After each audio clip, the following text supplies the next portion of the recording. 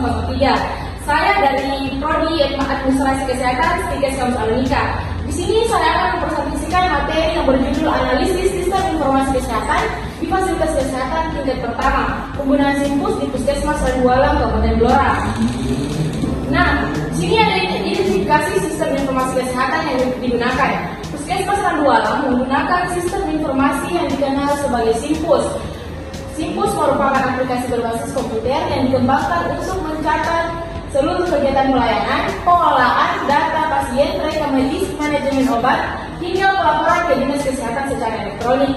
Beberapa sistem pendukung yang terintegrasi atau digunakan bersama, diantaranya yang pertama ada Pikar BPJS untuk pasien peserta DKN. Terus yang kedua, Puskesmas, akses digital berbasis cloud pada beberapa unit tertentu. Yang ketiga, SIPT, Sistem Informasi Keuangan Terpadu untuk pelaporan tambahan ke dinas kesehatan kabupaten.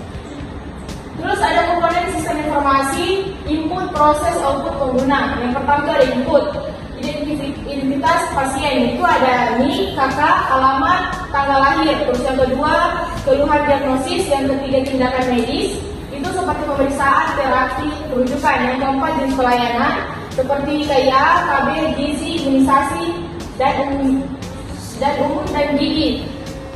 Terus yang kelima, data logistik obat dan alat kesehatan. Yang keenam, data capaian program kesehatan masyarakat. Di sini ada proses juga. Yang pertama, data dicatat oleh petugas pendaftaran, tenaga kesehatan, dan apoteker. Yang kedua, data diproses secara otomatis oleh sistem untuk menghasilkan laporan.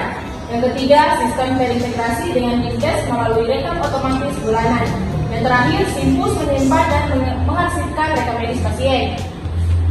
Ada output, yang pertama laporan kunjungan harian, mingguan, dan bulanan. Yang kedua, laporan penyakit terbanyak. Yang ketiga, laporan capaian program seperti KIA, imunisasi, gizi, dan lain-lain. Yang keempat, laporan distribusi obat. Yang kelima, rekam medis elektronik pasien. Dan yang terakhir, laporan realisasi pelayanan BPJS. Dan di sini ada pengguna. Yang pertama, petugas pendaftaran, antri data pasien. Yang kedua, dokter dan perawat, input diagnosis dan tindakan. Yang ketiga, apoteker, input obat. Yang kelima, admin Simpus, pengelola dan pembuatan laporan. Yang terakhir, kepala puskesmas, pengambil keputusan dinas kesehatan Blora. Di sini ada analisis kelebihan dan kelemahan sistem. Yang kelebihan, yang pertama, efisien dan cepat.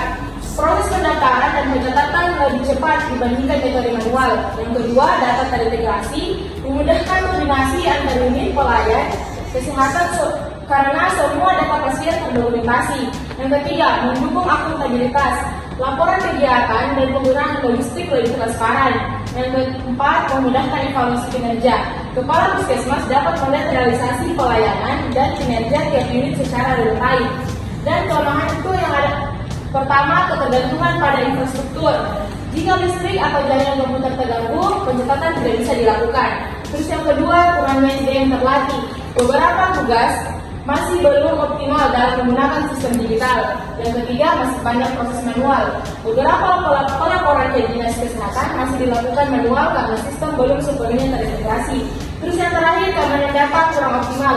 Tidak semua sistem menggunakan backup otomatis atau keamanan data berbasis cloud.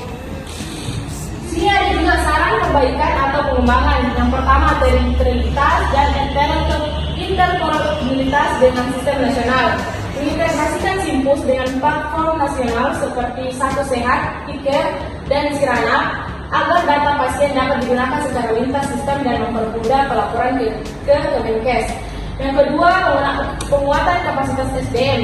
Mengadakan pelatihan rutin untuk semua petugas puskesmas dalam menggunakan sistem Simpus dan sistem lainnya agar kesalahan input dan ketergantungan pada satu admin bisa dikurangi.